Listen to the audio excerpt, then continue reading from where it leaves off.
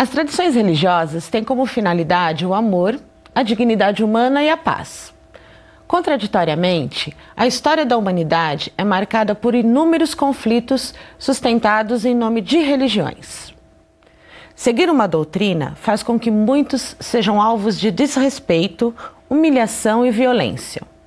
Não respeitar o direito à livre escolha de religião e culto é ferir o direito mais elementar de cada indivíduo, o direito de se expressar.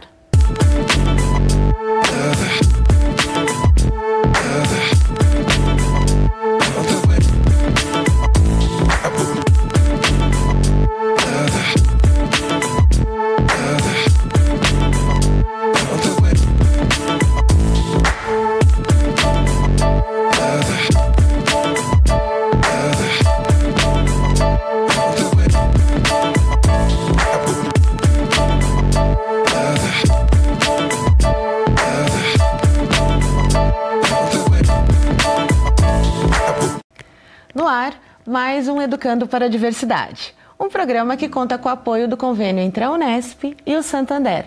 Lembrando que esse programa tem conteúdo interativo. Acesse aí na sua tela.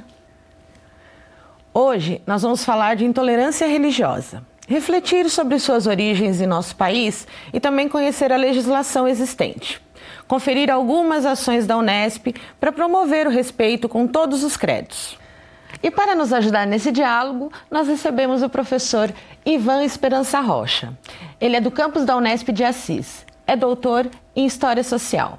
Recebemos também a professora Sebastiana de Fátima Gomes, que é mestre em Docência para a Educação Básica, pela Unesp de Bauru. Olá, professores, sejam bem-vindos ao nosso diálogo. Obrigada, Patrícia, é um prazer estar aqui com você. Obrigado pelo convite, é uma satisfação podermos aproveitar o sinal da TV Unesp, né, para discutirmos um tema tão importante para o Brasil em todos os momentos, mas particularmente no momento que estamos vivendo. E é justamente para isso que o Educando para a Diversidade recebe as pessoas para esse diálogo aqui, né? E quando se pensa em religião no Brasil, logo a gente lembra das muitas crenças existentes por aqui, as dos portugueses, dos indígenas, dos africanos e outros povos que chegaram nas terras brasileiras. Mas será que esse caldeirão de credos faz com que as pessoas respeitem ou aprendam a respeitar as religiões alheias? Vamos dar uma olhadinha no que as pessoas disseram pra gente? Eu sou tolerante, né? Respeito muito a religião dos outros. Mas eu acho que a maioria não aceita. Eu acho que ainda existe a intolerância, sabe? A falta de respeito com o outro, sabe? Algumas religiões são ainda criticadas. E o povo brasileiro não respeita a religião das pessoas, entendeu? Tá muito mais fácil para a pessoa ter a sua religião, o outro ter a outra e eles se conviver. Mas mesmo assim, existe aquelas pessoas que são assim, vou falar o que para você, que elas são intolerantes. Não só na religião, como em outros aspectos também, a nossa tolerância não é das melhores, eu acredito. Tanto com homofobia, política, futebol, enfim, o povo não é tolerante, infelizmente. Temos que melhorar muito nesse aspecto. O fato do Brasil, sim, ser um país, a gente considera um país laico, né? Eu acho que traz, sim, mais flexibilidade, digamos, acho que perante tudo, religião, até política ou qualquer outro assunto que causa muita divergência entre as pessoas. As pessoas são muito deterministas, né? A minha religião está correta e a do outro não está correta. E aí eu me pergunto sempre, que Deus é esse, né? Que amor é esse? Que convivência humana é essa? Sempre fica essa dúvida na minha cabeça. Professores, essa percepção que nós temos de que, ou algumas pessoas têm, né? De que nós convivemos pacificamente nesse caldeirão de credos, ela é verdadeira? Ou a gente pode associá-la àquela falsa percepção do mito da democracia racial, ou como diria Milton Santos, né, da fábula da democracia racial, né, que ela pode trazer para a gente a questão da perversidade e criar cenários tão complicados da gente atuar, não é? E violentos, né? Os noticiários desmentem muito dessas fábulas, né? Desses mitos, e por mais que estejamos vivendo no século XXI, a televisão, o rádio, os jornais, os meios de comunicação nos trazem notícias bastante alarmantes, né, do ponto de vista religioso. Na verdade, vivemos uma sociedade plural, né, com os mercados com cada vez mais produtos a serem escolhidos, e também no mercado simbólico, né? Vivemos, entre aspas, num grande supermercado em que é preciso conviver com as várias opções que estão ali, né? Indo a uma prateleira e deixando que outros vão a outras prateleiras, né? Nesse sentido de viver na sociedade plural, que tem as suas características culturais, sociais, educacionais e também religiosas, né? Aquele mundo a que nós estávamos acostumados, né, no período colonial e imperial, ele ruiu, ele caiu por terra com a convivência, com a chegada e com o início da convivência com outras propostas, né, religiosas, com outras formas de pensar o religioso, com outras formas de pensar o rito religioso, de participar dele. E tudo isso nos coloca, logicamente, diante de uma situação nova, né? Diante dessa pluralidade. Querer viver no mundo próprio de um indivíduo é se isolar, e isso absolutamente cria a possibilidade de um diálogo necessário no cotidiano. Então, embora a percepção, né, de uma convivência pacífica seja uma falsa percepção, há o trabalho que se faz, né, para a gente alcançar não a tolerância, mas sim o respeito. E será que criticar uma religião é a mesma coisa de não respeitá-la? Vamos conferir. O direito de criticar aspectos e dogmas das religiões é lícito e garantido pela liberdade de expressão. Já a intolerância fere a dignidade com violência, perseguição, discriminação e ódio. Intolerância religiosa configura-se como crime inafiançável e imprescritível. Professores, então existe mesmo, a gente pode perceber, pode entender que a opinião é uma coisa distinta da questão da intolerância. A intolerância, ela é um crime, né, que pressupõe ações, né, que você impõe a outra pessoa quando você, no caso da intolerância religiosa, discrimina, né, de alguma forma traz uma questão violenta à manifestação religiosa de uma outra pessoa. Não é isso? São questões diferentes, não é apenas uma opinião que se expressa sobre a outra. Eu posso não gostar de uma pessoa, que eu não posso querer eliminá-la, né? Eu acho que este processo de eliminar o diferente, impondo a si próprio, impondo uma forma de pensar, uma forma de imaginar o mundo, de viver no mundo, ele é, no mínimo, anticonstitucional para quem vive numa república como a República Brasileira e tantas outras ao redor do mundo. Eu me lembrei uma frase que eu vi uma vez, né? Gostar é opção, respeitar é obrigação, né? Isso é bem-vindo quando nós falamos em termos de religião, porque já em casa são valores que devem ser ensinados, né? Você contrapor a opinião com o outro, a criança deve aprender desde pequena. E quando vem para a escola, depois cai na sociedade, isso tem que ser ampliado. E a gente percebe que tudo isso não está sendo feito. Então, era uma educação para a convivência, para a gente conseguir ter um mundo de paz, né?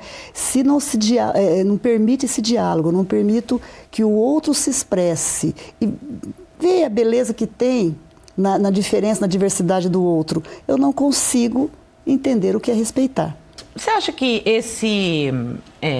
a questão da intolerância, ela está ali colocada lá no que a gente pode voltar à época do descobrimento e repensar como foi a questão da intolerância com os indígenas, com os africanos, a partir das suas visões de mundo, da sua forma de ver o sagrado no mundo, das suas culturas e a tentativa de dominação e como isso foi imposto pelo colonizador, não é? E como isso começa a ser construído a partir de então como negação de outras culturas que não a do colonizador? Como vocês pensam isso? Se a intolerância ela tem ali mesmo o seu nascedouro e como é que isso continua, como é que a manutenção dessa intolerância, né? Nós temos na história dois movimentos, né? Um movimento de centralização e de descentralização.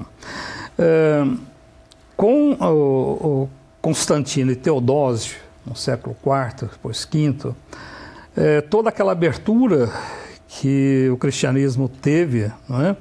Ele se fechou numa religião de Estado que passa a ser o catolicismo no mundo ocidental, a partir da decisão de que a Igreja se torna uma religião oficial, uma religião de Estado, e todas as outras são eliminadas, não é? Foi apenas depois com o movimento protestante, com Lutero, que esta coisa começa a mudar. E foi depois quando essa movimentação ela se dá também no processo colonizador em que o cristianismo, os reis católicos, são visitados por outros grupos, não é? Quer sejam ingleses, holandeses, que por aqui chegam, não é? Que vão trazendo a necessidade de você conviver inicialmente com um determinado grupo, que vai se ampliar à medida que, a partir do século XVI, começa a escravização, né, no Brasil, com a maior população africana que irá chegar ao Brasil, fora da África, não é? Trazendo os seus valores, não é? E após isso vão chegando, por conta da imigração, vão chegando ali os judeus, vão chegando outras etnias com as suas crenças, não é? Também do Extremo Oriente, que vai criando, vamos chamar esse caldeirão religioso, que vai exigindo uma nova forma de refletir, uma nova forma de reflexionar. Então, por trás de toda essa intolerância, é lógico, o processo colonizador está na raiz, mas não podemos dizer que começou aqui, porque essa intolerância ela veio migrada da Europa, mas em relação aos grupos africanos e indígenas, foi muito interessante para facilitar a dominação, né? Não se domina sem desconstruir o outro, né? Então é preciso eu me sobrepor sobre o outro, né? Fazer perder a identidade, e a religião é um traço importante da identidade, um traço cultural muito importante. Junto com os navios negreiros, não vieram só escravos para trabalhar, vieram pessoas que trouxeram a sua cultura, a sua religiosidade, e que foi negada aqui, né? Que de uma forma muito inteligente conseguiu se manter, conseguiu subverter. O sincretismo é isso, não é? Sim, com certeza. Que é, na realidade, uma forma de resistir, né? Uma estratégia de resistência quando você utiliza símbolos daquela cultura, que na realidade é o catolicismo no momento, né, que permite com que você crie uma estratégia de sobreviver a isso que você está falando, né? Certamente, mas assim, enquanto professora de geografia, estudamos a paisagem enquanto categoria principal, mas se você analisa a paisagem das cidades, pequenas ou grandes, é sempre visível a presença de uma matriz no centro da cidade, né? E você não percebe os templos de culto afro-brasileiro. Então, é uma evidência dessa exclusão, dessa falta de uma convivência pacífica. Porque nos lugares que a gente percebe os cultos afro-brasileiros, eles estão nas periferias, em cantos isolados, que não são evidenciados exatamente por conta desse preconceito, dessa falta de respeito. Sim. E muito se ouve falar que no Brasil o Estado é laico. Você sabe o que isso significa na prática? Vamos ver. Até o início da década de 1890, o Brasil tinha o catolicismo como a religião oficial.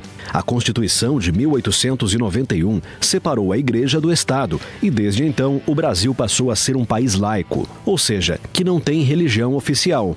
Isso significa que o Estado deve possuir posição neutra no campo religioso e se manter imparcial em face aos muitos credos existentes no país. Nós temos, assim, uma interseção forte, né? Assim, hoje muito evidente dessa relação religião e política, não é? Como fica isso no nosso Estado laico? Né? A gente sabe que governo é uma coisa e Estado é outra, mas o governo, né, tá à frente ali de uma representação do Estado, não é verdade? Na verdade, o laico é, na verdade, uma fábula também, né? No Brasil é uma grande fábula, porque o que a gente vê é a perversidade da representação de grupos hegemônicos, né, de religiões hegemônicas, que ocupam o poder, né, em detrimento dos grupos que são acêntricos. Então não existe na prática o Estado laico em benefício de todos os brasileiros, né? E na medida, volto novamente, na medida que é um processo histórico construir essa mentalidade de pertencimento a uma religião que fala muito alto, quando, no momento eleitoral, o candidato se identifica com determinada religião, ele tem um poder muito forte de arrastar milhares de eleitores, que é a plataforma política dele. Então, veja como a religião tem um peso forte na política e esses candidatos que se colocam como representantes de algumas vertentes religiosas têm por finalidade colocar chão demais religiões, né? Talvez até extinguir alguns benefícios que foram alcançados ao longo da história do Brasil. É comprometedor, né? Não, acho que todos vão à política com toda a sua bagagem, também com a sua bagagem religiosa, não é? Agora, o Tribunal Eleitoral, ele regula, né, um pouco este balde simbólico que se leva para a política. No momento de um pleito, né, os cidadãos precisam ter o direito de elegerem com a sua própria capacidade de percepção, de avaliação individual, sem opressões externas, aquele que ele acha que é um candidato que possa corresponder aos seus anseios de projeto de país, projeto econômico, social, político e, se quiser, também religioso, não é? Então, a grande questão é: você, logicamente, não vai deixar em casa a tua religião para participar do Senado, de uma Câmara ou mesmo de uma Câmara Municipal, não é? A única coisa é que você está ali exercendo um cargo público, uma situação pública, em que não estão sendo defendidos indivíduos, mas está sendo defendida uma nação, uma população, sim, que não pode ser tratada de forma diferenciada. Todos precisam ter a liberdade de decidirem por si próprios, não é? Porque senão a gente continua com um sistema anterior de dominação, em vez de uma dominação portuguesa, uma dominação interna de grupos que, por questões religiosas ou econômicas, se impõem a uma população, né? Com o famoso jogo do sapato, um pé agora, um pé depois, não é? Então, acho que essa é a questão. Não é o fato de, num país laico, dizer assim, nós vamos jogar fora a religião. Não, é que você precisa pensar republicanamente, você precisa pensar a res pública, você pensar o público e não a individualidade de um grupo, de um grupelho, de uma religião, de uma determinada situação que elimina o outro, elimina a possibilidade de participação. Mas agora a gente vai abrir um espacinho, porque nós temos comentários que o pessoal mandou pra gente durante a semana, que nós temos essa interatividade aqui.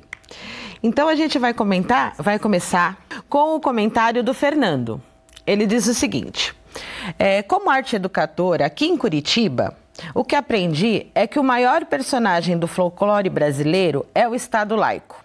Começando por quem deveria dar o exemplo, a escola, onde direção e educadores criam uma falsa tolerância. A grande verdade é que só o cristianismo é respeitado. Se um educador fizer trabalhos sobre o candomblé, então, é massacrado por pais evangélicos e católicos. O Marcos disse o seguinte: intolerância religiosa, repetir ou discernir? Ainda existem muitas pessoas que não aceitam aqueles que têm uma ideia ou condição diferente da deles.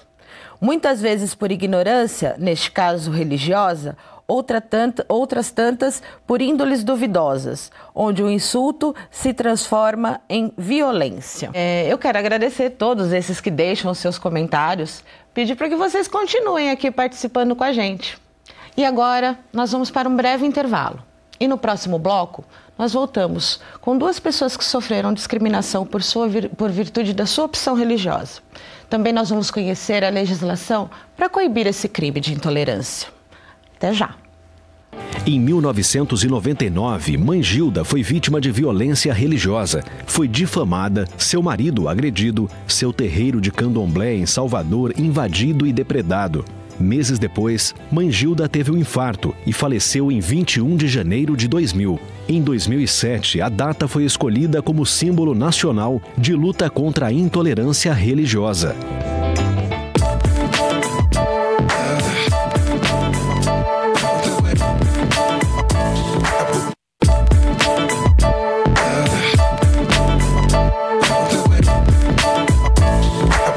Voltamos com Educando para a Diversidade, um programa em prol do diálogo sobre inclusão e diversidade, que conta com o apoio do convênio entre a Unesp e o Santander. Hoje, nós estamos tratando de um crime de ódio, que tem crescido nos últimos anos no Brasil. É a intolerância religiosa. Nesse segundo bloco, nós vamos conhecer duas vítimas de intolerância religiosa, saber das leis existentes para combater esse crime também. Professores, nós já comentamos, né, aqui hoje que existem resquícios das violências, né, da intolerância com as tradições, com as cosmovisões de africanos e indígenas aqui. Nós podemos citar terreiros invadidos, né, espaços de aldeias não respeitados, não tem, né, um tratamento de saneamento decente para esses espaços. Quais outras violências a gente pode identificar como resquícios dessa resistência de outras visões de mundo, de outras maneiras de ver o sagrado na vida? Eu acredito que nós temos aí um confronto de duas questões interessantes. O confronto entre a letra e a oralidade, né? O mundo ocidental, as religiões, digamos assim, tradicionais, cristianismo, protestantismo, são profundamente marcadas por um texto, por uma Bíblia, digamos assim, né? Enquanto que, particularmente no mundo indígena, no mundo africano, nós temos muito mais a oralidade e a ritualidade, né? Que não se debruça e não se depende de uma regra fundamental, de uma Bíblia, digamos assim, não é? Então, essa já é uma dificuldade de você entender uma religiosidade com uma outra vertente, com uma outra forma de trabalhar, particularmente os seus rituais, não é? Parece que o problema é mais a questão do ritual, a dificuldade de você compreender um ritual totalmente diferente daquilo que seria um modelo ocidental promovido pelo cristianismo, pelo protestantismo, não é? A mídia continua a nos colocar frente a uma série de outras questões, inclusive no próprio Rio de Janeiro, uma garota, não é, que morre apedrejada por conta de voltar de um ritual vestida com as roupas da sua religião, né? Apedrejada em meio à rua, perdendo a vida, uma jovem por conta de uma questão religiosa no século XXI. Né? Então, questão presente, passado e futuro é muito complicado nessa questão da diversidade religiosa, da diversidade de decisões pessoais a respeito de opções, né? Do ponto de vista filosófico religioso. E é complicado porque assim, são visões que compõem a nossa brasilidade, né? São valores de culturas que compõem a nossa brasilidade. De acordo com os dados do Ministério dos Direitos Humanos, São Paulo e Rio de Janeiro estão no topo em ocorrências de discriminação religiosa. Em 2017, os terreiros de tradição africana foram, mais uma vez, os mais atingidos pela violência da intolerância. E nós vamos conhecer agora seguidoras de duas religiões que estão dentre as que mais sofrem preconceito e violência no nosso país. Essa é a Umbanda e o Candomblé.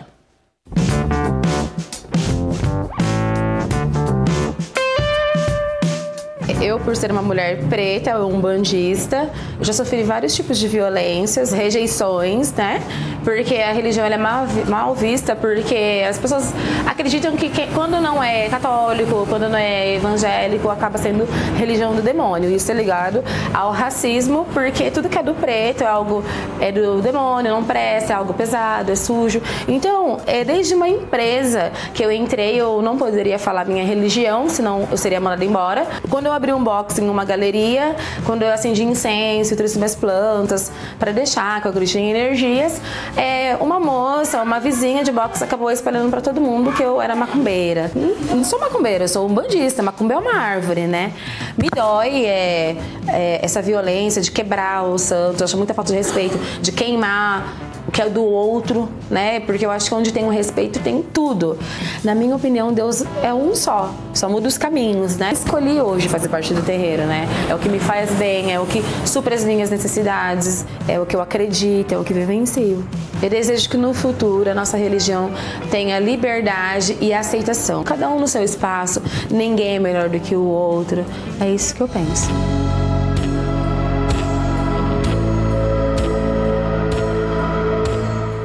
Eu estou no candomblé já há 41 anos, na virada do candomblé, tá? E tenho mais anos na virada do meu homem, que é meu Exu, que eu respeito muito, porque acha que a candomblé vai ter matança, vai ter isso, vai ter aquilo.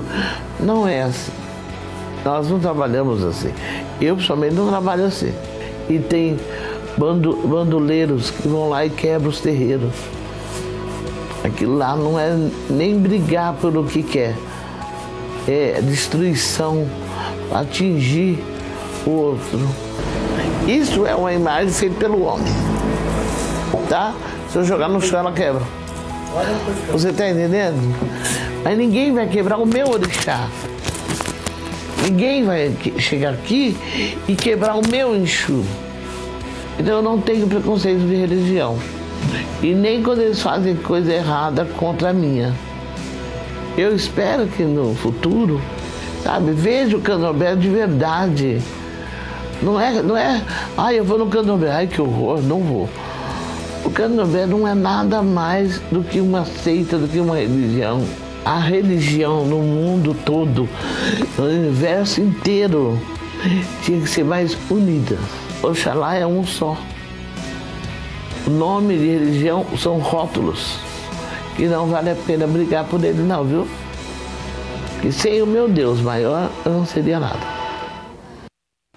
Professora Sebastiana, você identifica na Umbanda e no Candomblé a questão do viés racial existe em relação a essas tradições africanas, a questão do racismo religioso? Já da origem, né? Buscando na origem do candomblé, depois a Umbanda se formou a partir do candomblé, enquanto um movimento de resistência, a negação do candomblé seria a negação da população negra, da cultura africana. E isso é necessário para o colonizador europeu se firmar e construir. Por quê? Destruir a identidade cultural é destruir a sua força para você lutar, para você continuar sobrevivendo. Então, no início do Brasil colônia, né, e que se prolongou e prolonga até hoje, a desconstrução da identidade passa pela religião, que dentro do campo cultural é o aspecto mais forte tem que ser trabalhado. Então, realmente, eu vejo como um viés do racismo, sim, porque negar as religiões brasileiras de matriz africana é negar o pertencimento à presença do negro, né? Mais de 50% da população brasileira é descendente africana, é negra. Então é negar a presença dessa importante matriz cultural na nossa sociedade. É uma exclusão. E isso é muito sério, né? No momento que você exclui, como o professor comentou, né? 2014, 2015, a menina Keilane, no Rio de Janeiro, né? Com a avó, no ponto de ônibus, vem duas pessoas com a Bíblia na mão e apedrejam a menina. É uma menina de 11 anos que está iniciando no candomblé. Então, nesse momento que acontece, não é só um atentado contra a religião, é quem é o formador dessa religião? É o negro. É o elemento que foi escravizado da sociedade brasileira, não tem o direito de expressar sua religião, tudo que vem dele é demoníaco. Né? É muito comum, através de piadas, de bullying, com relação às religiões brasileiras de matriz africana, e você vê que se repete. Qualquer coisa que você vê, brincadeiras, a expressão chuta que é macumba, um total desrespeito à prática das religiões brasileiras de matriz africana. Então, se você falasse isso em relação às religiões que são dominantes, certamente não seria bem-vindo, né? Uhum. É preciso, então, repensar como que você, através da religião, você está negando o direito do elemento negro, do afrodescendente, participar na formação da sociedade brasileira com o direito de ser representado. É muito sério quando não se percebe isso. Por trás do racismo, da intolerância religiosa, tem sim o racismo. Muito bem observado, professora. Acho fantástico. Por isso a necessidade que eu vejo, eu falo, a tolerância, que a gente repensa sobre esse termo, é uma habilidade que tem que se colocar como uma das primeiras a se construir nas escolas, na sociedade brasileira, né? É uma competência, aprender a conviver com o outro, aprender a respeitar o outro, mas isso passa, eu acho maravilhoso esse trabalho que a Unesp está fazendo, né, através desse programa, se passa por uma reflexão na universidade, na sociedade, nas famílias. Creio que é um processo longo ainda, né? Enquanto nós tivermos educadores que não têm essa visão, não têm esse preparo para se discutir isso junto ao aluno, é muito sério, né? Eu já tenho alguns relatos de crianças escolas que fazem as orações católicas, né? E crianças que se negam, e professores que falam que a criança é demônio, né? Muitas vezes há relatos sérios disso dentro das escolas. Então é preciso, se os educadores não retomarem os seus conceitos, revisarem seus valores, são eles que repassam, que trabalham com os alunos, né? E vai sair da escola, saiu da família, passou pela escola, vai para a sociedade de novo, voltar com esse viés racista. Uhum. E continua. Eu acho que a grande questão que está um pouco por trás de tudo isso é uma perspectiva de achatamento cultural, né? Eu acho que o achatamento cultural é o pior prejuízo que tudo isso traz. Quer dizer, uma sociedade que vive um achatamento cultural, ele vive a mesmice, né? Eu acho que a mesmice é o pior do ranço que se cria com essa situação de não se relacionar com esse diferente, né? Agora, o problema é quando toda essa situação deixa de apenas de ter uma crítica religiosa, ela começa a ter impactos sociais e econômicos. Quando as pessoas não são impedidas de realizar um concurso, de assumir um trabalho, sim, por conta dos seus valores, por conta das suas opções, quaisquer sejam elas. Se por um lado a gente tem todo esse movimento de problemas, nós temos um grande movimento de soluções. Nós vemos hoje, né, no Oriente, grupos que começam a reverter toda essa situação de repulsa do outro por seus valores, inclusive religiosos, né, criando situações esportivas, culturais, acadêmicas que vão rompendo com tudo isso. E esperamos que esteja acontecendo dentro da universidade, das nossas escolas públicas, né, onde este respeito precisa ser marcado. As pessoas têm que sair da escola com outro jeito de ver o mundo e não outro jeito de ver os livros, né? De outro jeito de se comportar, de se relacionar e vendo a riqueza que cada um tem no seu colega que não tem a sua origem, não tem a sua etnia, não é? A riqueza que você tem nessa relação, não é? Os nossos alunos percebem que um grupo de 40, 50 alunos traz recursos os mais diferentes possíveis, com as suas próprias características pessoais, culturais, de origem, não é? Que enriquece o grupo e não que desfalece o grupo, e não que diminui o valor de um grupo. Mas como a gente sabe que nem sempre, né, essa diversidade é bem-vinda e respeitada, e como também nós sabemos que existe uma legislação que olha para isso. Quem se sente ofendido, quem se sente violado nos seus direitos de se expressar, né? Em que órgão recorre? Como faz para para fazer uma denúncia? Como faz para solicitar uma assistência? Já tem hoje uma linha direta, que é o Disque 100, né? Uhum. E veja que sério, já foram, no ano passado, 150 denúncias no Disque 100, só de caso de racismo religioso. Seríssimo. E na Bahia, o Ministério Público do Estado da Bahia percebeu que de 2016 para 2017, cresceu em 300% os casos de racismo religioso. Então, é importante esses órgãos de denúncia e conscientizar a população, mas também os números que se obtém para perceber que, mesmo com tudo isso, continua muito forte o racismo na sociedade brasileira, né? Agora, o professor, gostaria só de retomar o que o professor falou, a questão de material didático, né? É muito cuidado, por exemplo, quando a gente trabalha as aulas de histórias, lá no 6º ano do ensino fundamental, você começa a ver a formação do universo, a formação do homem, e apresenta-se tradicionalmente os materiais didáticos. A formação científica e a formação religiosa. E qual é a hipótese religiosa que se apresenta? A hipótese bíblica. Não se tem as diversas visões representadas. Então, a criança já sai das primeiras aulas de história com uma visão que não vai levar ela a ser tolerante. Perceba essa visão no currículo, na construção do material, e mesmo quando não tem, o professor tem que ter essa visão para poder enxergar e transcender o material que está ali na frente dele. Então, é muito sério a questão da educação, porque a partir do momento que a pessoa se vê ultrajada nesse direito, ela vai denunciar, mas nós temos que ensinar a pessoa o que é direito. Ensiná-la a reconhecer-se, e a religião está muito ligada à ancestralidade. Né? Então você vê muitos brasileiros negros, por não terem essa identidade, o processo de construção da identidade é muito sério, negarem a sua ancestralidade. E nós trabalhamos o quê? Foi incutido no brasileiro uma religião que veio da Europa, que na verdade a Europa sequestrou do Oriente Médio. O cristianismo nasceu no Oriente Médio, né? E trouxe... Então, nesse caldeirão todo, a gente percebe que a presença do colonizador europeu, com seus valores, mas também o interesse econômico, que ainda hoje reina muito, é muito sério. Os cuidados com as únicas verdades, não é? Vindo para o maneiro didático, uma ONG descobriu que uma das grandes causas do ódio entre judeus e palestinos estava nos livros didáticos.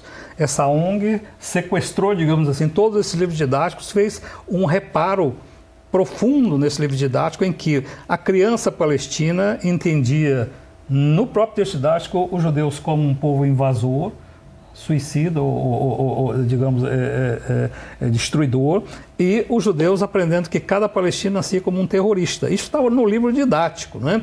Então, precisou fazer um pente fino em todo este material para começar, da escola, modificar esse quadro, essa mútua percepção de um grupo sobre o outro, vivendo no mesmo espaço, numa mesma geografia, sob o mesmo sol, né? Mas com esse grande ranço que a escola trazia desde o início da formação. Como diz o Mandela, se podemos aprender a odiar, podemos aprender a amar, né? Então, ponto sério aí. Pois é, né? E construir com os diversos saberes, né? E é por isso que nós vamos conferir agora também alguns comentários do público que nos enviaram aqui. Por exemplo, a Tawane, que quer construir com a gente esse programa, ela diz o seguinte: eu sou estudante de teologia interconfessional bíblica na Uninter de Bauru, cristã e plenamente a favor da liberdade de cada ser, simplesmente ser, em qualquer lugar do mundo, poder dizer e se expressar de acordo com as suas convicções, sem, no entanto, imputar sobre o outro o jugo daquilo que tenho por certo. E tá aí a Tawane, né, em plena coerência com aquilo que a gente está discutindo aqui no nosso programa hoje, né? E você também pode participar da nossa discussão, mandando seu comentário ou a sua pergunta. E agora nós vamos para um breve intervalo e na volta nós vamos falar sobre a presença da religião no ensino público e particular. Nós vamos falar também das medidas adotadas pela Unesp para diminuir a intolerância religiosa. Até já, te espero na volta. O Disque 100 é um canal do Ministério dos Direitos Humanos para denúncias de violações de direitos humanos. Funciona 24 horas por dia, inclusive aos finais de semana. A ligação é gratuita e pode ser feita de forma anônima.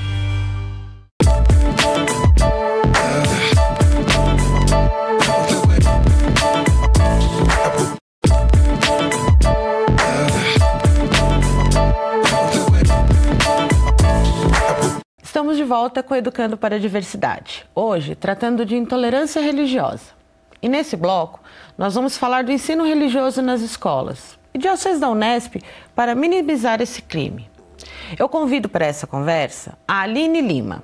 Ela é doutora pela Unesp de Presidente Prudente e ela é pesquisadora do ensino religioso nas escolas. Aline, seja bem-vinda ao nosso diálogo. Obrigada, Patrícia. Aline, no Brasil, a Lei de Diretrizes e Bases da Educação Nacional, ela determinou a obrigatoriedade da inserção do ensino religioso no currículo, né? Você acha que essa obrigatoriedade, ela traz aspectos positivos para a nossa educação? Você acha que ela compromete a questão do nosso Estado laico?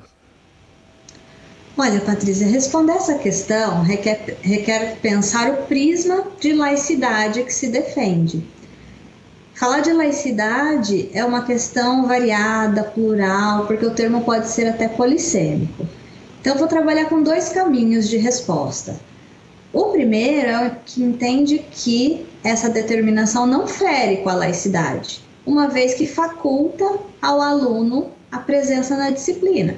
Então, já que a disciplina é obrigatória, mas a presença é facultativa, então não contraria a laicidade do Estado.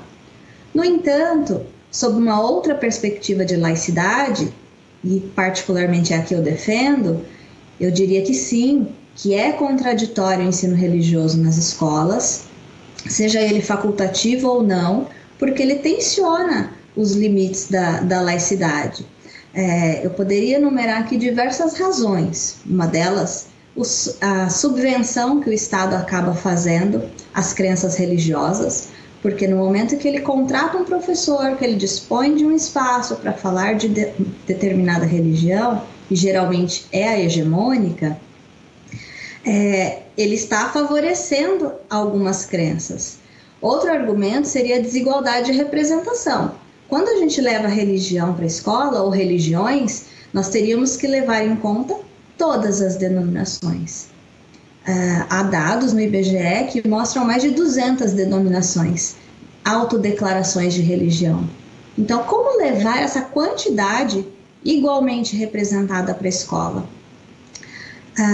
Outro critério que eu utilizo é que a religião não pode ser tomada como referência numa república para a sustentação da nossa visão de mundo, do nosso comportamento, das nossas atitudes. A religião, ela constitui o foro privado, né? E o espaço que a gente convive é público. Então, essas são algumas premissas que me fazem dizer que sim, a presença do ensino religioso contradiz o Estado laico. Agora, se eu for olhar para os dados das pesquisas que a gente já tem, que eu venho desenvolvendo desde o mestrado, eu vou ampliar essa lista aí enormemente, mostrando na prática como esse ensino fere com a laicidade do Estado. Tem diversos aspectos que nos mostram isso. E você acha que o ensino religioso ele deve ser abordado nas escolas públicas ou ser inserido em outros ambientes como a família e a igreja? Nós vamos ver o que as pessoas acham no VT. Todas as escolas devem ensinar religião, qualquer uma delas. Bom, eu acho que o ensino religioso deve estar na escola, é uma experiência para cada aluno escolher a sua própria religião. Eu acho que religião não deve ser disciplina da escola, porque cada família tem a sua religião. Então eu acho que deve ser a família, o pai e a mãe ensinar a religião para os filhos. A religião na escola, ela é uma inclusão, né, também, né? Que você aprende também muitos valores que hoje em dia deixaram de existir. O respeito ao próximo, muitas questões, eu acho que ajudaria muito. Mas como há uma diversidade muito grande de religião, muitas religiões, então fica difícil para você ensinar para uma coletividade, porque cada um tem suas escolhas. Aí não depende da criança, depende do pai e da mãe. O ensino religioso deve ser uma disciplina, mas não focando em uma única religião, abordando todas para que cada um tenha consciência, aprenda o que cada uma prega, para ter a oportunidade de escolha. Eu acho que essa doutrina, ela tem que começar desde cedinho, sabe? Aí para a criança também poder entender um pouco sobre o que é religião, para quando forem maiores, mais adultos, ter um discernimento legal. Eu acho que é um assunto bem delicado e que eu acho que tem que ser tratado com muito cuidado. A religião é uma coisa que a melhor que existe é que faz bem para a pessoa. Então, se a família dele é evangélica, católica, espírita, e eles estão bem nela, não precisa de estar na escola para direcionar a pessoa a uma ideologia que seja.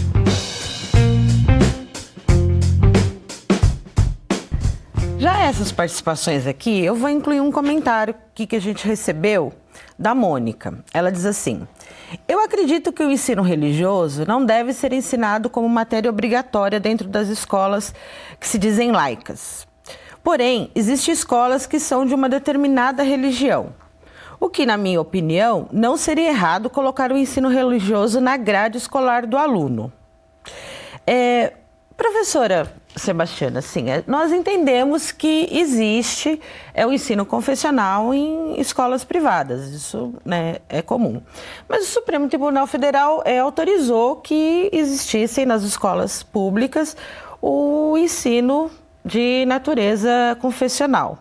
A senhora acha que isso compromete o ensino de alguma forma? Como é que a senhora avalia essa questão? A escola não é lugar para se fazer doutrinação religiosa. É lugar para discutir, conhecer as diversas religiões. Creio que há uma grande confusão no processo, de como deve acontecer esse ensino religioso. Eu já trabalhei em escola confessional, né? E percebo que o pai que quer colocar, se ele é budista, ele põe numa escola budista, se ele é católico, põe numa escola católica, e sabe que ali vai dar a formação que ele gostaria que o filho dele tivesse. Agora, a escola pública, enquanto publicar, né, não tem esse direito, porque é onde nós temos a representação de toda a coletividade e deve-se levar o conhecimento e não uma doutrinação. Uhum. É muito sério quando se pensa em doutrinação. Aline, se separasse por turmas, né, como existem algumas sugestões, você acha que isso causaria, seria mais um passo para a questão da intolerância? Sim. Porque quando a gente separa, a gente fragmenta, a gente guetifica a escola, a gente transforma a escola em pequenos guetos.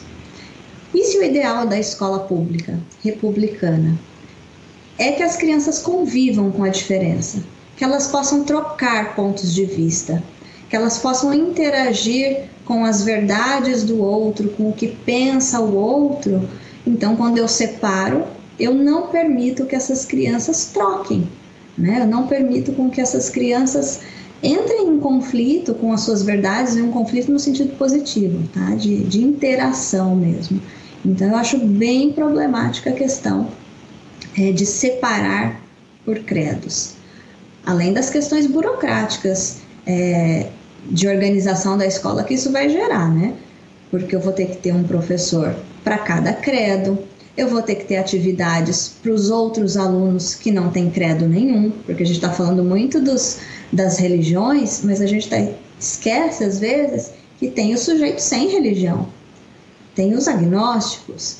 Então, que atividades eu vou oferecer também para eles? A escola pública não está preparada para lidar com isso.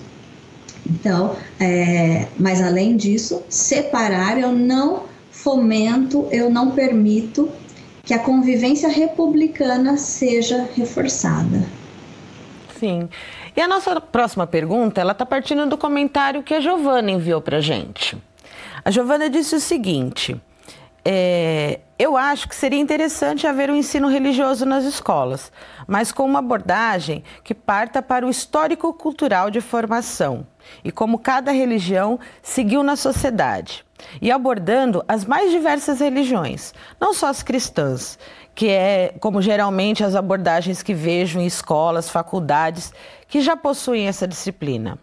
Eu acho que seria bom o ensino, porque o desconhecimento gera o preconceito de muitos com determinadas religiões.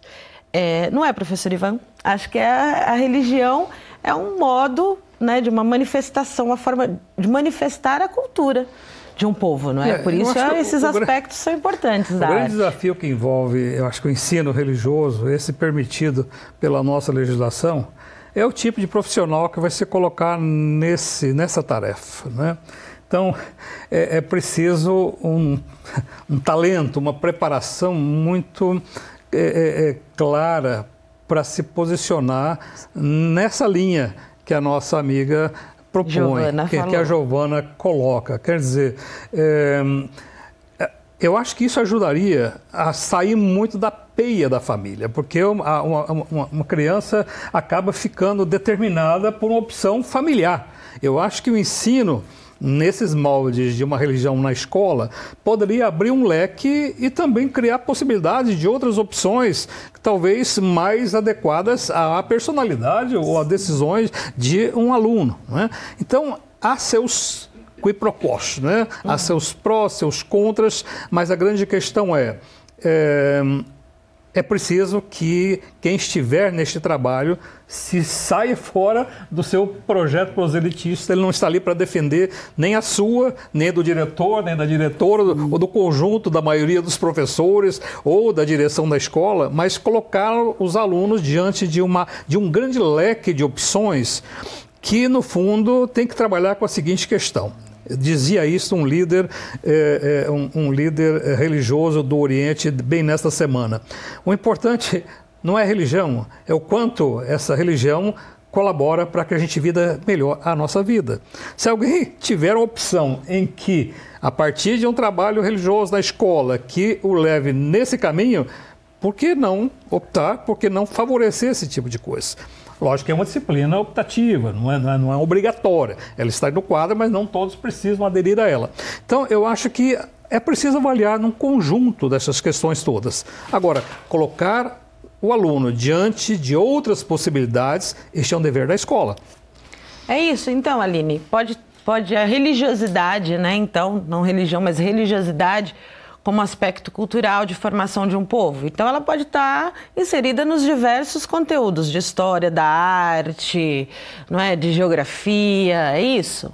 Quando eu nego a presença do ensino religioso na escola, por exemplo, eu não nego jamais a importância que as religiões têm na constituição da história do povo, dos povos, né? A constituição da identidade, a importância que ela tem na socialização, em um grupo. No entanto, trazer isso para a escola com abordagens históricas, antropológicas, psicológicas, seria o mais ideal. Porque isso sim coincide com a função da escola, trabalhar as diferentes perspectivas científicas, histórica, antropológica, e aí a religião estar dentro desses componentes, mostrando como é que ela foi importante na construção de uma sociedade. Mas não ensinando seus dogmas ou tentando catequizar os nossos alunos, ou mesmo ser confundida com educação moral, tá? A religião, o ensino religioso não pode ter esse caráter, porque senão a gente afirma que quem não tem religião, então não tem ética, não sabe se comportar em sociedade. Não, fora das religiões também existem valores, também existe moral, também existe ética. Então, o trabalho com ética, convivência é fundamental para toda a escola. Toda a escola tem o compromisso de atuar nisso. Ética não é conteúdo de uma disciplina, né? Então, o ensino religioso ele também não pode ser confundido com o ensino de valores, penso eu. Sempre o cuidado com as nossas verdades absolutas, não é? Aline, então, a gente agradece muitíssimo a sua participação, a sua colaboração nesse nosso diálogo Esperamos você numa próxima vez. Um abraço. Eu é que agradeço. Obrigada, foi um prazer estar com vocês. E professor Ivan, então assim, que iniciativas nós temos assim, até com o Educando para a Diversidade, quais outras iniciativas da Unesp para fazer com que a gente continue buscando caminhos para a cultura de paz, no enfrentamento a essas intolerâncias e ao respeito às outras visões de mundo? Gostaria de lembrar alguns episódios que possam caminhar nessa linha, não é? Um colega nosso, a sua equipe da Faculdade de Ciências e Letras de Araraquara, foi responsável pela elaboração de uma cartilha sobre este tema em nome da Secretaria de Educação do Estado de São Paulo. Né? Então, foi uma contribuição importante que ele deu e continua dando, né? Ele continua militando nessa vertente, discutindo essas questões com grupos, na sua comunidade, nas suas disciplinas e tudo mais.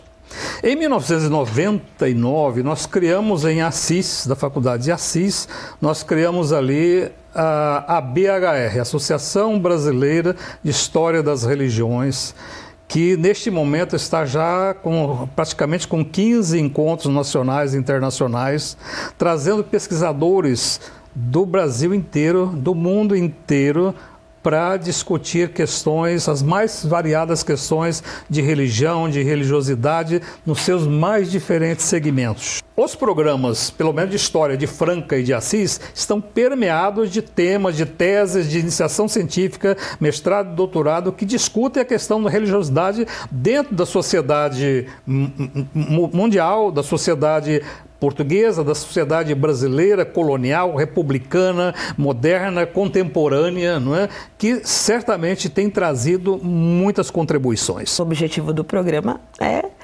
fomentar essas discussões, mas ele tem um tempo e esse programa está chegando ao fim.